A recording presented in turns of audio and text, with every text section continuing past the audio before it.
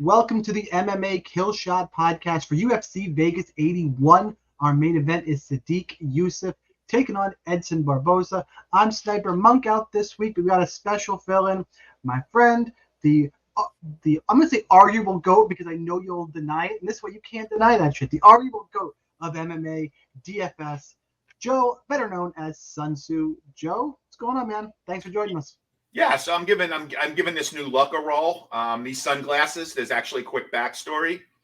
A friend of mine, his wife worked at Google, and I got hooked up. My daughter got hooked up with a Google tour of their New York offices, which was so incredibly cool.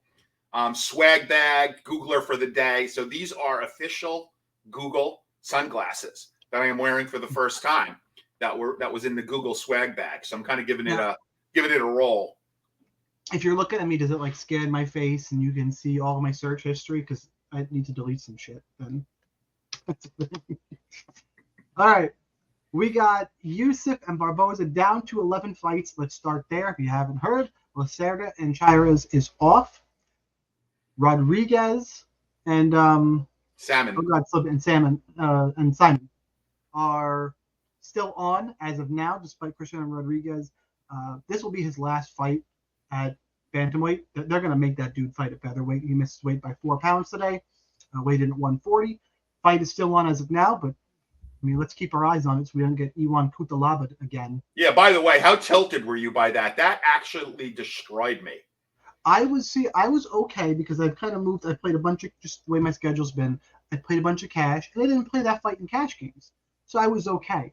I had, a single, and what annoyed me is that my 3-entry maxes, one of them, I still finished third in a small GPP, and I would have won a qualifier ticket if that is with a 0 in it with Kutalaba. If Kutalaba fights and wins, I get a qualifier seat, probably win some GPPs.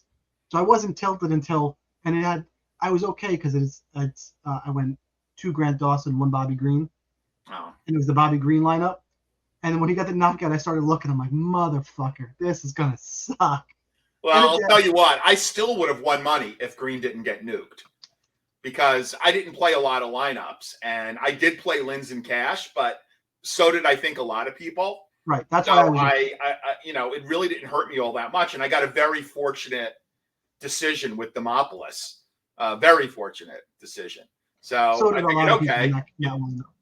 Yeah, that was a bad decision. It really was. Okay. Yeah, so I that was honestly probably the worst slate I've had all year in MMA. It was so bad. I mean, who would have thought that, Dawson would get nuked like that?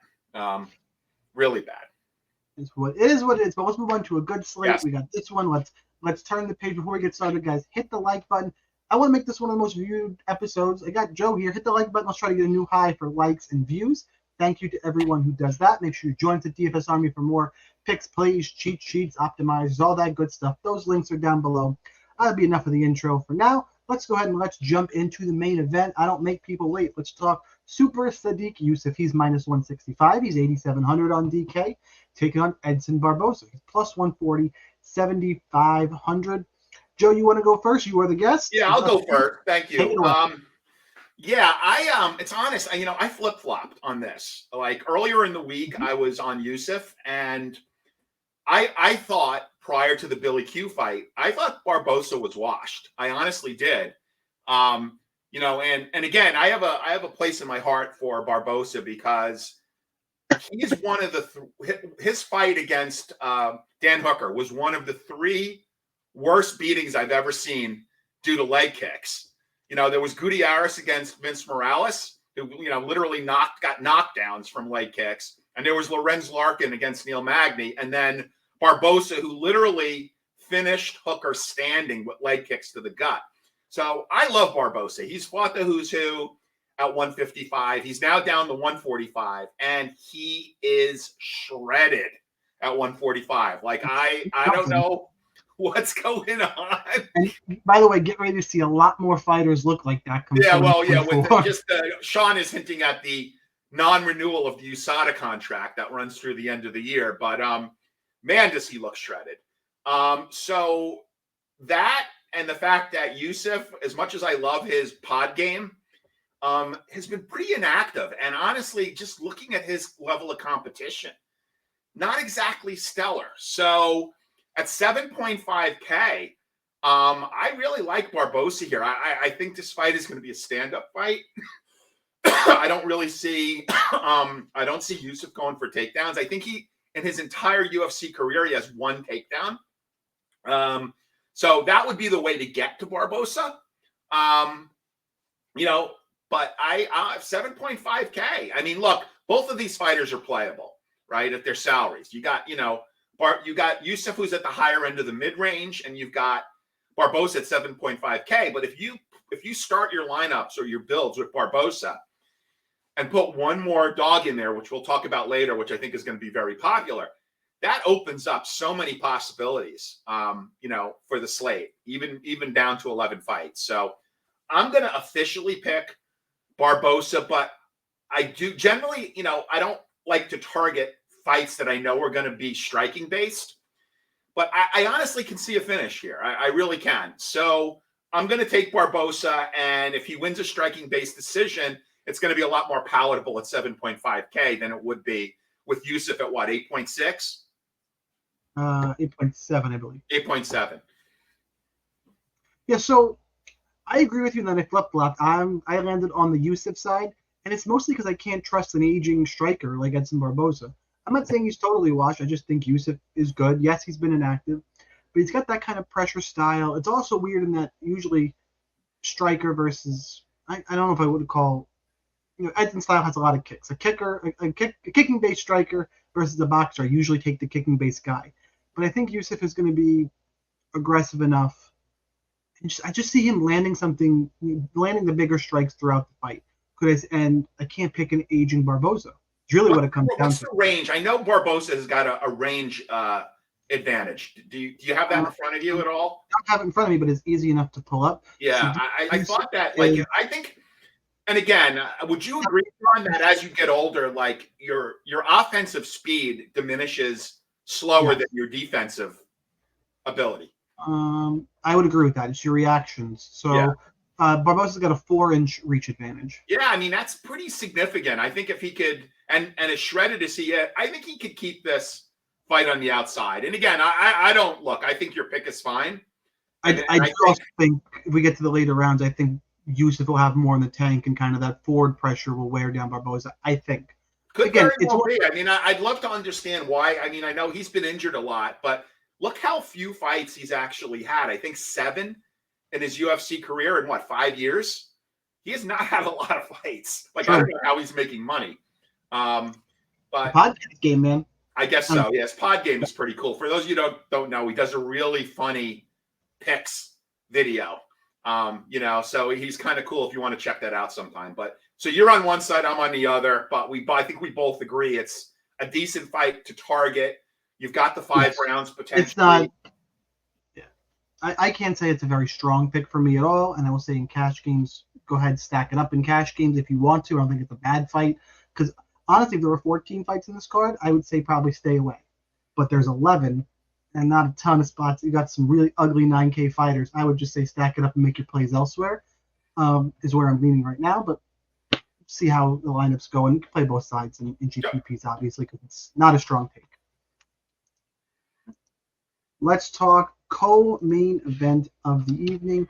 Viviane Araujo. Araujo. Plus 130, she's 7,700 on DK. Taking on Jennifer Maia. Minus 155, 8,500 on DraftKings. This one is me, unfortunately, because I say unfortunately because Joe's the women's MMA guy.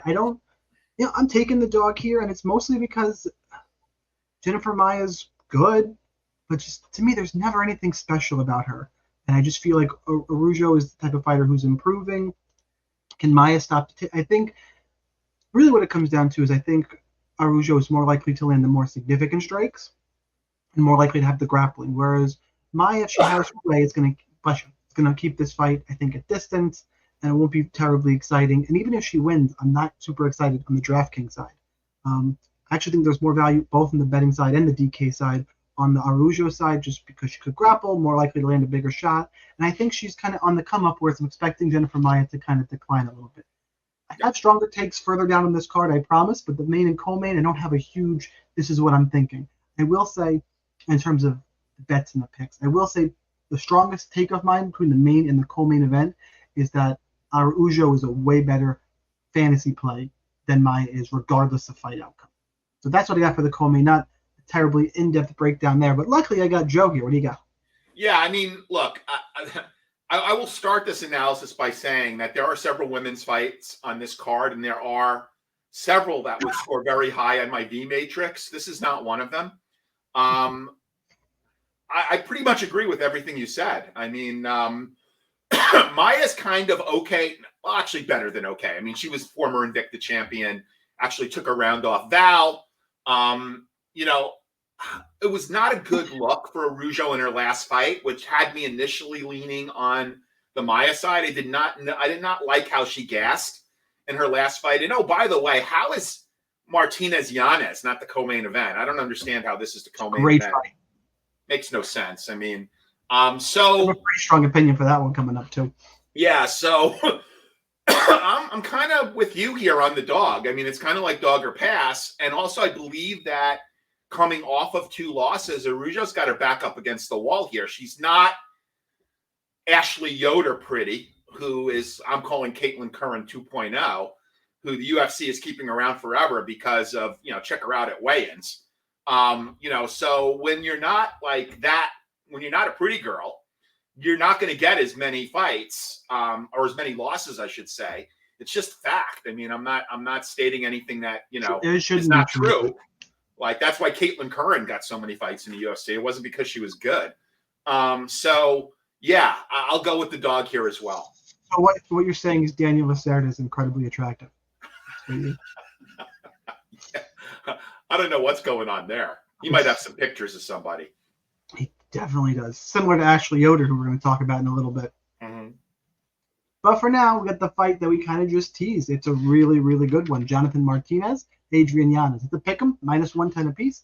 Martinez, you get a slight discount on DraftKings, $8,000 for him. Yanez, $8,200.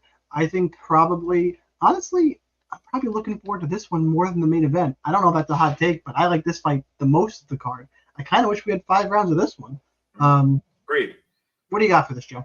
Yeah, so for those of you who are students of history and the presidency, you probably heard of Calvin Coolidge.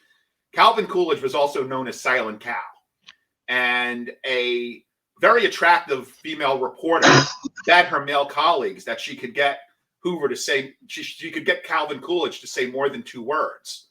And they had a big bet going, and she walked up to Calvin Coolidge and tried flirting with him and said, I bet all my male colleagues that I could get you to say more than 2 words.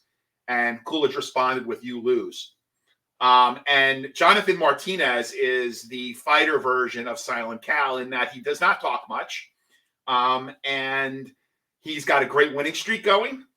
And on the other hand, you got Yanez, who was propped up too soon, in my opinion, to fight Rob Font. He was a favorite going into that fight against Rob Font. I was all over Rob Font. And by the way, I got a chance to meet Rob Font at a UFC event in Boston. They had a couple of members of the New England cartel, and he was just great. Him and Calvin Kattar. I spoke more with Kattar, but great guy. They're looking to get on a card together before the end of the year, FYI. But, Yanez apparently did not listen to his corner, and Font nuked him. Now, look at who Yanez has fought, right? I think there's not that Martinez is a prolific wrestler, and I don't expect him to put on a singlet for this fight. But no one that Yanez has fought has taken him down or tried to take him down. And the level of competition that he fought is not great when you kind of dig into it. He went the distance with Davey Grant. I believe that was a split decision. I think he actually lost a round against Costa before Costa death gas. So I'm not shitting all over Yanez. He's a good boxer. But I'm going with Martinez here. I like him. I think Martinez is more well-rounded, and I think if he's smart and his coaches, come up with a game plan, I think that Yanez is very beatable here. And I don't think this is the fight that, he's going to get back on track with. I don't see this as a back on track fight for Adrian Yanez. So I like Martinez here. Yeah, that strong take I alluded to earlier was Jonathan Martinez. And a lot of it is just, he's similar to Chris Gutierrez, the way that these guys throw the leg kicks. I think that's going to be a major issue in this fight. Whenever you see a boxer who can't really check a leg kick, and that's what I see in Adrian Yanez, I think his legs are going to get beat up. Then you add in that Martinez is likely the better grappler. Yanez has the path to victory if he can keep the range where he wants it and use his hands. I think there's too much going against him. So I am about Jonathan Martinez. I think Martinez is viable in cash games. I think you play him in GPPs. I'll mix in a little bit of Yanez because of the power in his hands, but not much. Honestly, I like Jonathan Martinez a fair amount in this fight, and I'm getting the discount on him. So that will be my play for this one. Next up, we got a fight that I'm wondering if this is the fight you were alluding to earlier about a popular dog. And I say that because I'm all over the dog in this one. Andre Petroski plus 170, Michel Pereira minus 205, Petroski 7,600, Pereira is 8,600. Joe, is this the one you were talking about a popular dog or no? Nice. No, it was not. But I can see where you're going. So you got Michel Pereira moving up a weight class. On paper, he's got 94% takedown defense. And I'm going to have everybody pause right there. And we have to dig into the paper for a second because I do the show with Monk. So a lot of times, we talk about stats, and stats absolutely have their place. But there needs to be a background to the stats. And Monk knows that. We dig into it all the time. And this is one of those cases. All right. Santiago Ponzinibbio took him down. Okay? The other guys who he's fought. That's the only time I think he's been taken down. But Andre Fialho, a 4-fight losing streak, not only took down Tim Means, was his only UFC takedown. Nico Price, not shooting takedowns. Chaos Williams, not shooting takedowns. Zalim Imadaev, not shooting takedowns. The ghost of Diego Sanchez, not getting takedowns. Tristan Connolly, not getting takedowns. Danny Roberts, striker. He's like, so the 94% takedown defense is questionable immediately to me. And Ponzinibbio just took him down. And he's moving up a weight class. And not to say he's going to be small, because Pereira was a weight bully at 170. The dude was fucking huge. He might still be a little bit bigger than Petroski. They're going to be the same size, basically, though, is what we're getting at. So he's fighting somebody bigger than he's used to fighting, an aggressive guy who is going to look to wrestle. Definitely the best wrestler he's fought. To me, this fight should be pick'em, and I would always lean with the wrestler in that case. Pereira, to his credit, he's cleaned up the bullshit dancing around stuff he used to do that would drive me crazy. He's he's a good fighter. I'm not saying he's a bad fighter. I just think stylistically and the weight move up, usually it takes a guy, 2 fights to get that new weight class kind of corrected. Plus 170, I like the line Andre Petroski. I'm going to take the stab on it. I think he's relatively safe for cash game because if he loses, it's probably because he gassed out and gets finished in the third. And, for underdog price, sure. And I think he's got 100-point upside here. So I'm about Andre Petroski in this one. Probably one of my favorite plays on the card in terms of underdogs. And I'm just now getting around because anybody who's heard me, and Joe, I do my own thing first, and then I tend to go around afterwards and listen and see, okay, well, who's going to be popular and figure out after that so I don't get caught in the echo chamber. I'm glad he's not going to be super popular, and hopefully this works out to be a solid play for him. What do you got for this fight? I think he's going to be more popular than you think because of the 11-fight card that we have. And I understand where you're going, and I don't hate it. I'm going to have shares of him as well. My concern is that if he actually has to work too hard, meaning Petroski for his takedowns, that he could get nuked because I don't know if his wrestling advantage is more than Pereira's striking advantage. And that's the reason why my official pick is going to be Pereira. Although I certainly expect to have shares. You called it. He's got a very solid floor. Although there's another card. There's another wrestler on this card who might even have a higher floor, which is why I probably won't have as much of Petroski as I might, because there's another fighter on this card who's a wrestler and an underdog that I think even has a better floor. So for that reason, I'll have less shares, but I will have some. But as an official pick, I honestly think that Pereira's going to get it done. I think he's going to get it done by finish. But definitely target both sides of this fight. Let's move on to a fight that, like I mentioned in the open, thankfully is still on. Christian Rodriguez, he's minus 165, 8,400.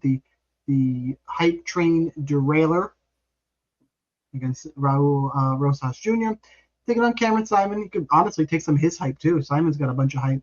Plus 140, 7,800. I've been calling for a spot to fade Cameron Saaiman since he got into the UFC.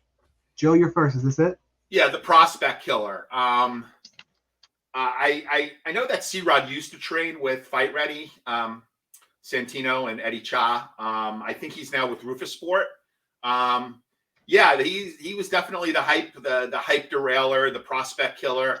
Honestly, I think this fight should probably be a pick'em, and that was before the weight miss. Did both guys miss weight, or was it just Saaiman? No, just Rodriguez, I thought. Oh, was I'm not sure. It was Rodriguez who missed weight? Yeah, he missed weight by 4 pounds. Second straight fight. Wow. Well, I actually like that, because if you miss weight by 4 pounds at that weight class, you probably didn't try. You didn't kill yourself. Like, if you miss weight by half a pound or a pound, that's what I don't like to see at the lower weight classes. If you miss weight by 4 pounds, he probably realized the night or maybe even the day before that he was not going to make weight, and he's just like, that's it. I'm not gonna kill myself to cut. So I like him a little more for that reason. I honestly see this as a pick'em. I'm not really sure which way to go here. I guess I'll lean Rodriguez just based on recent form. Tough guy. He looked really good in his last fight.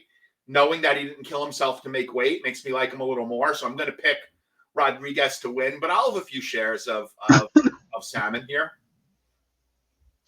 Yeah, I'm on the Rodriguez side as well, and it's not a super confident pick here, but I've been calling. I think Cameron Saaiman is overrated. He's got that win over Terrence Mitchell, which who cares? Is my thought. The majority decision win against Mana Martinez. Then he beat Steven Kozlov. Like, I don't think he's that great. I think there are holes there. I think Rodriguez is a solid fighter, probably a little better grappler. I think Simon's the more explosive fighter. If anybody's going to land a big knockout, it's probably Saaiman. I think Simon's hits a little harder, is a little more aggressive, whereas Rodriguez is the more polished fighter. So Saaiman is live for that reason on DraftKings and GPPs. And the weight miss, I don't really know what to make of it. It's kind of scaring me away. And he was minus 160. I'm kind of just staying away from this from a betting perspective. It scares me off of it a little bit. And it's a little bit, like I said, it should be a pick'em. It's just too much juice to lay, because if I was going to bet a side, it would be Rodriguez. So, I mean, depending on how many drinks I've had and how my night's going, maybe I'll fire off something live as the fight's going. But I think, Rodriguez more polished, Saaiman more explosive.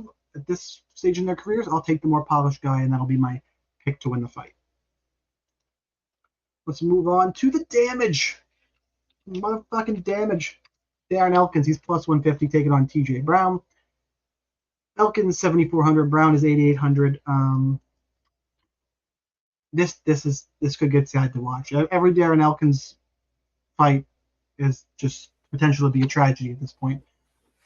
His best quality is his toughness, and he beat the ever-loving snot out of me. The guy who's been around this long, this much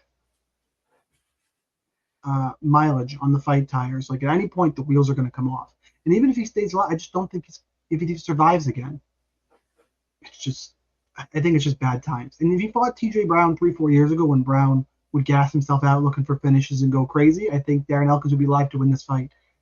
I've seen improvement from TJ Brown. I don't think he's that guy anymore. I think this is a good fight for him. I don't think Elkins is going to be able to wrestle him. The path to victory Elkins has is that if he shoots a takedown, and TJ Brown's a good grappler, if TJ Brown fishes for a submission and gets comfortable off his back, which we've seen occasionally. I just don't think he's that fighter anymore. When that's your path to victory in my mind, it's a problem, because on the feet, I think he gets hurt. He needs to do what Darren Elkins does, and that's take a beating, drag the guy into deep waters, and finish him. I just don't think TJ Brown is that guy anymore, so TJ Brown's the pick, and probably a strong play in all formats. Joe, who you got? Yeah, so aside from a questionable haircut, TJ Brown has got one additional thing going. Questionable. Yeah, he has the innate ability to snatch defeat from the jaws of victory. I'm going to ride with the damage one more time here. And this is the dog I like, the wrestler, who I think has a very solid floor. Buddy. I'm going with the dog here. I actually like him better than I like Petroski. 7.4K. You use, I like Barboza first. I like Elkins second. You put these two guys in a lineup, you can actually do quite a bit. So I'm going to go with Elkins here. I'm going to take a ride with the damage train one more time. I think he will wear him down, and where TJ has the ability to snatch defeat from the jaws of victory, Elkins has an innate ability to snatch victory from the jaws of defeat. So I'm riding the Elkins train here. God bless and Godspeed. I'm going to have a little, but see what happens, I guess. Next fight up, let's start talking about these super questionable 9K fighters. Tainara Lisboa, minus 325, 9,400 on DK. Ravina Oliveira, plus 260, 6,800 on DK. And I don't want to sound like I'm throwing too much shade at Lisboa. She's just a young UFC fighter taking on somebody who probably shouldn't be in the UFC. So it's going to be a long night. It's just how much do you invest in these fighters? Joe, you got your first. Yeah, so I have Lisboa here. Thank God, because I don't know how I would have recovered from that opening if you. Yeah, I have Lisboa here. I just think she's more accomplished. Again, I have no idea why Ravina is in the UFC. I guess this is Brazil versus Brazil. Yeah, this is almost a Vaseline fight or a V-metric fight. You were going to say that. Yeah, right. So I think she has a good win, rear naked choke against Jessica Rose Clark, round 3. Look, I don't know that either one of these is going to be around for a long time in the UFC. However, we need to pick a winner here, and I think that she's 32 years old, so she's not young, but she does have a 4-fight win streak. I'm picking her here. Now, what kind of DraftKings play is she going to make? I have absolutely no idea. I think I would rather pay up $100 more for McKinney than 9,400 for Lisboa. So in an 11-fight card, by the way, I love her nickname, Lisboa. You know what her nickname is? I do not. The Thai Panther. What an awesome nickname. A Brazilian with a nickname of the Thai Panther. I'm not hating on it. I absolutely love that nickname. So I'm going to go Lisboa here, and I think she could be an actually good contrarian play because I don't think, even, again, an 11-fight card, there's going to be a fair amount of ownership across the board. But I don't think that she's going to be as owned as McKinney. I think there's fighters under her that are going to be higher owned. So I think as a contrarian play, because I really don't expect much out of Oliveira. So if we get a similar performance that she had against Jessica Rose Clark, maybe sooner, I think she's a sneaky play. I'm not uber confident about it, but as a pivot, I'm going to have some lineups with Lisboa. I don't expect to have much with Ravina, if any. I still haven't decided how many lineups I'm playing all in. But if I'm doing only 20, I'm not going to have any, if maybe one lineup with Ravina. So give me Lisboa here. I don't have a ton to add. Lisboa was just better everywhere, and I might punch some Oliveira because dogs in low-level fights check, and dogs in women's MMA fights have been checked. I'm not going to let Oliveira beat me, but luckily in DraftKings, I don't have to play a whole lot to be over the field. You want to tell me she's a viable cash punt? I would say sure. I'd rather play her in cash than Lisboa, just because then I can pay up for some other cool shit. But for the most part, this fight's a stay away in most places. And I don't want to dedicate too much time past it to that. We're flowing through these fights. especially we have this one to talk about. We're not an hour and a half podcast here. We 45 minutes, an hour, knocked through it. Awesome. Have some good I am times. hungry. Not that I couldn't afford to miss a meal, but I am definitely hungry. Nah, it's crazy times, Joe. You got to enjoy your meals. True that. And we skipped the last fight because we got Terrence McKinney, who's minus 550, and Brandon Marotte, who's plus 410. McKinney, 9,500. Marotte is 6,700. Look, McKinney fights are DraftKings gold. You just have to figure out what side to be on. In this case, I don't think it's too hard to figure out what side to be on. It's his. He's the UFC caliber fighter. Period. Marotte, I don't know why he's in the UFC. He took a short notice call, and he was ready. I know why. I'll tell you why after you're done with it. All right, I'm interested to hear that. McKinney, by the way, is just Marotte is live. I can't totally fade him because the way McKinney fights, he leaves openings. But he's so aggressive. He's a skilled fighter. He can grapple. I'm fine paying him 9,500 on this 11 fight card with some other questionable 9K fighters. Huge ceiling. I'll mix in a little Marotte, which McKinney is the better fighter. Just all around the better fighter. Better striker, more aggressive, more power. I think better grappling. He just leaves openings, and that's what you have to account for. Both in betting and DraftKings betting. For that reason, there's too much juice in McKinney. I'll just stay away, and I'll actually I'm going to look at what the under half a round prop is, see if I get some plus money there, but I still don't think I will. So McKinney's the play, and I'm not going to overthink it. Joe, why is Brendan Marotte in the UFC? He is a member of the New England Cartel, and those guys are tough as fuck. The other reason is he has actually a pretty long career when you factor in amateur, has never been knocked out. And the only time he was ever finished was in his actually first amateur fight, rear naked choke back in 2016. So 7 years ago, when he was 19 years old, in his first fight, he got finished by a rear naked choke. Other than that, he has never been finished in amateur or pro. He's a member of the New England Cartel, which means he trains with Font and Cater. And he's a tough guy. So they figured, you know what? We're going to let McKinney beat on you for a while. If you could get through the first round, it might not be a bad live betting opportunity. But he's taking the fight on short notice. And, win, lose, or draw, he's going to get another fight or two with the UFC. So there's really no downside for him. That's why he's in the UFC. I like McKinney here. I think there's obviously a lot of risk when you're paying up 9.5K and you got a fighter that is pretty much an early round or bust winner. But I do like him to get the finish early. I just think he is more athletic. He's got a speed advantage. He's obviously got a power advantage. And this is a fight for him to win. So give me McKinney here.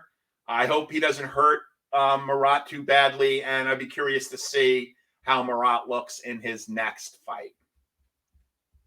Let's go ahead and talk about somebody else we thought was going to lose their UFC debut and turned it all around. Irina Alekseeva, Russian Ronda. This is what we're going to call her the rest of the podcast. She's plus 125. Melissa Dixon, minus 150, 8,600. Joe, you are first for this one. I don't want to steal any women's MMA thunder. Russian Ronda, Melissa Dixon. Yeah, so I am not on the RR this fight. I'm on Dixon here. Not a fight that I absolutely love, but Dixon has got a more accomplished career. She's fought better fighters. I'm surprised with all the women's fights they have on this card. It's really kind of interesting to me. Maybe because there's not a lot of women's fights coming up. I'm not really sure. But yeah, it's, I believe the Russian Ronda got Stephanie Yeager in a knee bar, which was a bad luck for Stephanie Yeager. But look, again, Dixon is not a young fighter. She's 5-0 at 32 years old. Although she has had a pretty long amateur career. Actually not that long, going back to 2018, and she's had some losses. But all in, her competition has been slightly better. I think she's got a little bit more of a polished game here. I am not giving a ringing endorsement, but I do think that, and I kind of like her nickname too, No Mess, Melissa Dixon, No Mess.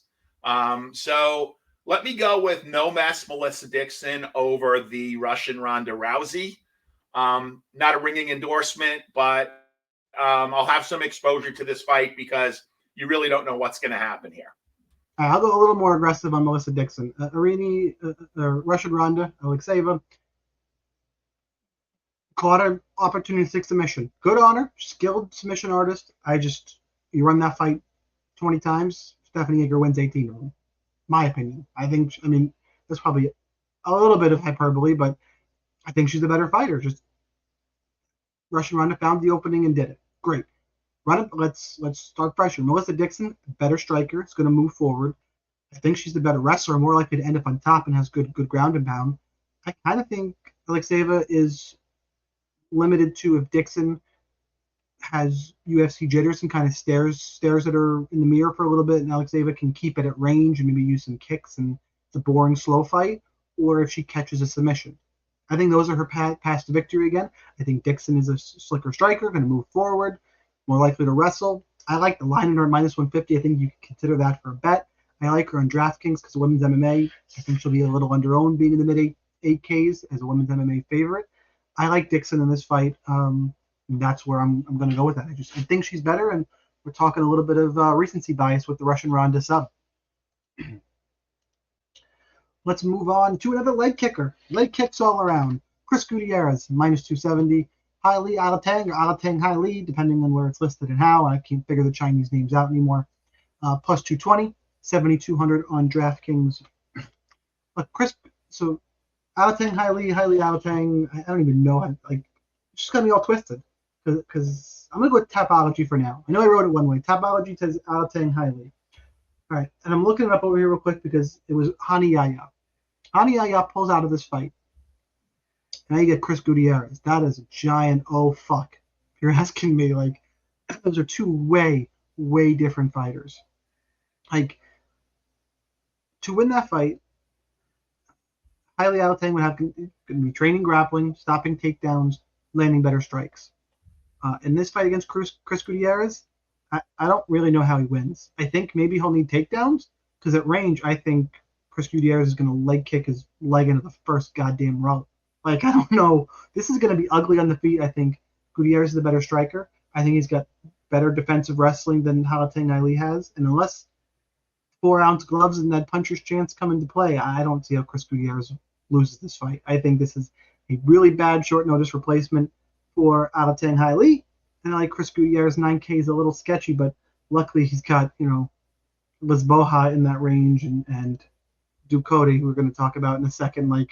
I'll just go ahead and place in Chris Gutierrez because those are my other options. So pretty confident in the pick. Fine parlay piece in my opinion. Joe, what do you got? So Hailey, training out of the capital of Mongolia, which most people don't know is actually Phoenix, Arizona. Fight Ready, who seems to have the market cornered on Mongolian fighters. Fucking A, man. Yeah, they do. At least he comes from a good camp. Look, Gutierrez was a minus 200 favorite and came up very flat against Pedro Munoz. Munoz is a good fighter. So don't get me wrong. I think I might have actually been on Munoz or had shares of Munoz, but for whatever reason, he came up flat in this fight. This is sort of I'm not going to say a layup for him, but this is no Pedro Munoz. I think while tough, I think he could put him away late, meaning Gutierrez can, and work those leg kicks and just kind of beat up on the legs. And when Alateng is impaired, just kind of put him away late. Don't know how that's going to correlate to scoring, but I am going to pick Gutierrez here to win relatively comfortably. Yeah, I don't think there's anything much more to say on that fight. So let's move on to the first fight of the night. Last fight we're going to cover. Ashley Yoder, the Spider Monkey. She's plus 310, 6,900. Taking on Emily Ducote, minus 400, 9,300. You want to pay that minus 400 juice on Emily Ducote? I mean, Joe, help us out with this one. Yeah, so that is not a super flattering photo of Ashley Yoder. She actually looks better than that. Again, I referred to her as... That's what the UFC posted. I grabbed these from UFC.com. So I don't know. I don't know who's sending what message. I've actually referred to her, Ashley Yoder, as Caitlin Curran 2.0 because of the 5 losses that she has, and has not gotten cut from. Maybe that's what your face looks like after 5 losses. I don't know. Yeah, and she's been off. She's been off for a while too. So, Look, I was thinking maybe like Yoder could hop on. They do call her the Spider Monkey. Maybe could hop on Ducote's back. But honestly, I think Ducote is just too good for that. Now, again, she's priced up pretty high, Ducote. I don't know that. Again, I see this as another pivot off of other fighters. And again, there's ownership is going to be spread around when there's only 11 fights. And, I guess the Cayman Rodriguez fight is still on. Haven't heard that's off. So assuming we do have 11 fights, ownership is still going to be spread around. Ducote could be a good pivot off of like McKinney or, even Gutierrez, I suppose. But I'll take Ducote here. I actually like her more as a parlay piece than I do as a DraftKings play, if that makes sense. Yeah, I get it. I think she's better everywhere.